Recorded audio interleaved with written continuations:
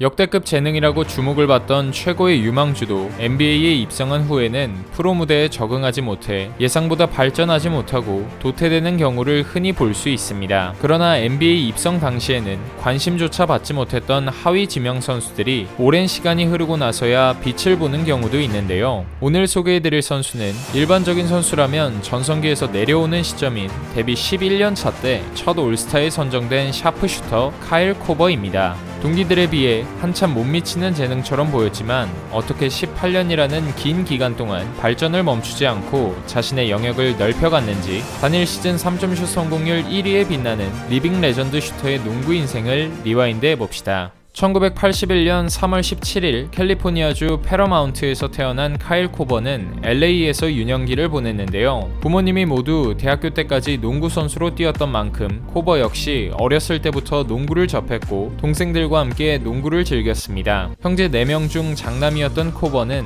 항상 막내 동생하고 팀을 이뤄 2대2 농구를 즐겼고 3점슛 내기를 하면서 외곽슛 정확도를 높여갔는데요. 이 모습을 종종 지켜보던 아버지는 항상 더 높이 쏘라고 조언해줬고 일찍이 막기 힘든 높은 타점의 슈폼을 익힐 수 있었습니다. 그 결과 고교 시절에 교내 각종 3점슛 기록을 갈아치울 정도로 우수한 슈터가 되었고 농구로는 그리 유명하지 않은 크레이튼 대학교에 들어간 후에도 3점 하나만으로 자신의 이름을 알려가기 시작했습니다. 대학교에서 4년을 꽉 채우면서 3점 성공률 평균 45.3%라는 놀라운 적중률을 보여줬고 졸업반 시즌에는 NCAA 최우수 선수 후보에도 올랐습니다. 하지만 다른 유망주들에 비해 낮은 점프력, 느린 속도, 평범한 드리블 실력은 그가 NBA에서는 뛰기 힘들 것이다라는 부정적인 평가가 따라붙게 만들었습니다. 게다가 그가 참가했던 2003년 드래프트는 레전드 선수들이 대거 등장했던 탓에 그의 존재감은 더욱 미미해졌는데요. 다행히 2라운드 51순위로 뉴저지 네츠의 지명을 받게 되는데 그것조차도 네츠가 계약을 포기해 필라델피아가 약 1억 원 정도의 적은 계약금으로 코버를 품게 됩니다. 워낙 뒷순서에 지명을 받은 만큼 루키 시즌에는 평균 이하의 운동 능력에 장점이 가려져 가비지 멤버로 출전하는 것이 대부분이었고 평균 11.9분이라는 짧은 시간만 코트를 누볐습니다. 그마저도 스몰 포워드로 중용되면서 평균 4.5득점, 1.5 리바운드라는 낮은 스탯으로 루키 시즌을 마쳤는데요. 이대로 가다간 장점을 보여주지도 못하고 NBA에서 그저 그런 선수로 잊혀질 수도 있던 상황, 코버에게 예상보다 일찍 기회가 찾아왔습니다. 시즌 도중에 감독이 바뀌면서 어수선한 분위기 속에 플레이오프 진출에도 실패한 지난 시즌과 달리 04-05 시즌에 짐 오브라이언 감독이 지휘봉을 잡은 후부터 점차 스타팅 멤버로 기용되는 횟수가 늘어나기 시작했는데요. 또한 벤치에서 출격하는 날에도 투입되자마자 뜨거운 슛감을 보여줘 앨런 아이버슨, 크리스 웨버의 뒤를 잇는 득점 3옵션급으로 쏠쏠한 활약을 펼쳤습니다. 경기당 6.8개의 3점슛을 던져 40%로 적중시키면서 평균 득점도 두 자릿수로 확 올랐고 야투율과 득점이 함께 올라가는 선순환이 해마다 이어졌는데요. 3점슛만 가능한 선수라는 한계를 탈피하기 위해 06-07 시즌을 앞두고 벌크업을 시도했고 득점 루트를 다양화시키는 데 성공하게 됩니다. 이전까지는 캐치앤슛만이 유일한 무기였다면 4년차 시즌부터는 처음으로 2점 야투 시도가 3점 시도 횟수를 크게 앞설 만큼 효율적인 공격 옵션으로 성장했습니다. 팀 내 에이스였던 아이버슨이 06-07 시즌 도중에 팀을 떠나면서 필라델피아 팀 성적은 떨어졌지만 코버는 식스맨임에도 커리어 하이를 또 한 번 갈아치우면서 이고달라의 뒤를 잇는 2옵션으로 활약하는 성공적인 시즌을 보냈습니다. 그 다음 07-08 시즌에는 존 디펜스와 몸을 사리지 않는 터프한 허슬 플레이를 통해 약점으로 꼽히던 수비력까지 어느 정도 개선된 모습을 보여줬습니다. 그러나 사타구니 부상을 당한 여파로 인해 안정적이던 슛 정확도가 서서히 떨어졌고 마침 팀을 재편하고 있던 필라델피아는 복귀 후에도 컨디션이 좋지 않던 코버를 유타 재즈로 트레이드했습니다. 필라델피아에서 뛰던 때보다 팀 내 비중이 줄어들었지만 유타에서도 얼마 지나지 않아 믿음직한 3점 슈터의 모습을 되찾았는데요. 유타에서 함께한 3시즌 중 마지막이었던 09-10 시즌에 53.6%라는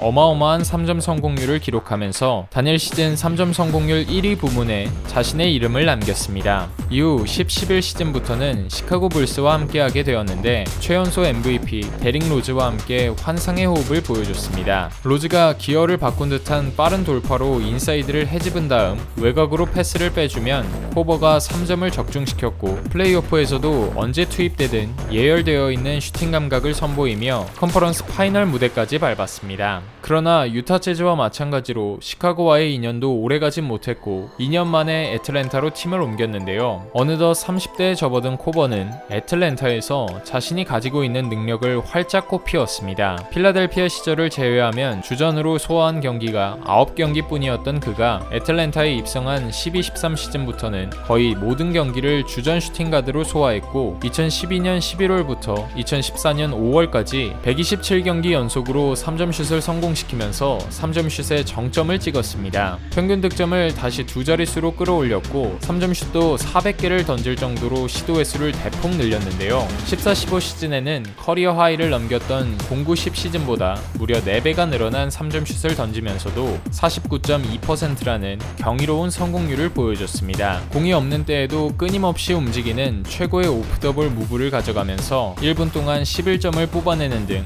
불붙으면 막을 수 없는 화력으로 팀의 중심 선수가 되었습니다. 올스타전 이전까지 53%의 적중률로 경기당 3개 이상의 3점을 꽂아내고 있던 코버는 결국 생애 처음으로 올스타에 선정되는 영예까지 얻게 되었는데요. 그의 애틀랜타는 알 호포드, 폴 밀셉, 제프 티그까지 한 팀에서 무려 4명이 올스타에 선정되는 겹경사를 누리고 있었고 정규 시즌에도 연일 승전보를 올리며 동부 1위를 질주했습니다. 그 중심에 있던 코버는 2월 초에 서부 컨퍼런스 1위 워리어스와의 맞대결에서도 3점슛 10개를 던져 6개를 적중시키며 워리어스의 3점 공세를 압도했고 4쿼터 막판 쐐기포까지 성공시키면서 팀의 8점차 승리를 이끌었습니다. 60승 고지를 밟고 동부 1위로 진출한 플레이오프 무대에서도 1라운드 1차전부터 3점슛 5개를 포함해 양팀 최다 득점을 만들어내며 승리를 이끌었고 브루클린과 워싱턴을 모두 4승 2패로 꺾으면서 순조롭게 컨퍼런스 파이널까지 올라갔는데요. 그러나 클리블랜드와의 컴파 2차전에서 델라바도바의 몸에 발목이 깔리는 부상을 당했고 잔여 경기에 출전하지 못하면서 팀이 4연패를 당하며 탈락하는 모습을 지켜볼 수밖에 없었습니다. 그리고 공교롭게도 다음 시즌 도중에 클리블랜드로 트레이드 되었는데 팔꿈치 수술 이후 주춤했던 슛감이 다시 확 살아나면서 주전 슈팅가드인 J.R. 스미스를 압도하는 퍼포먼스를 선보였습니다. 르브론 제임스가 돌파 이후 외곽으로 뿌려주는 킥아웃 패스가 장점인 만큼 그와 함께 뛰는 슈터에게 3점 슛은 필수인데 카일 코버는 이에 딱 맞는 선수였습니다. 르브론이 뿌리는 킥아웃 패스의 종착지가 되어주면서 릅탄 소년단으로 맹활약했고 인디애나 원정 경기에서 후보로 출전했음에도 3점슛 9개를 던져 8개를 적중시키는 미친 정확도로 승리를 견인하는 등 클리블랜드의 파이널 진출에 2년간 공헌했는데요.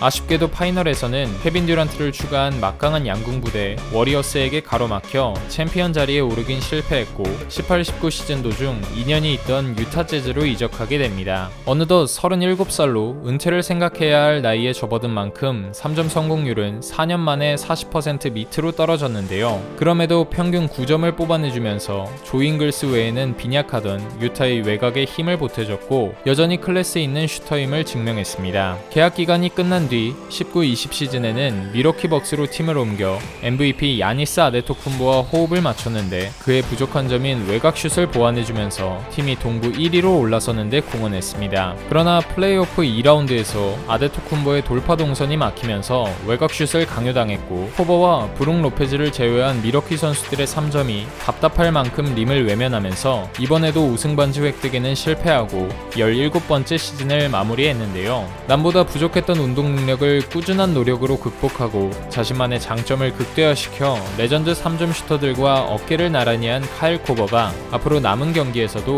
변함없이 멋진 3점 슛을 터뜨리길 기대해 봅니다.